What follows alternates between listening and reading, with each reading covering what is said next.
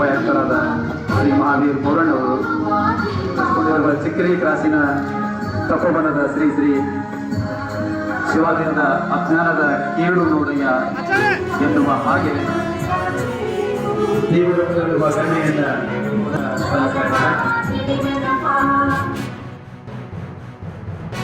ಸಮುದಾಯದ ಮುಖಂಡರು, ವಿವಿಧ ಸಂಘಟನೆಗಳ ಮುಖಂಡರು ಹಾಗೂ ಎಲ್ಲ ಅಧಿಕಾರಿಗಳು ಕಾರ್ಯಕ್ರಮದಲ್ಲಿ ಭಾಗವಹಿಸಿದರು.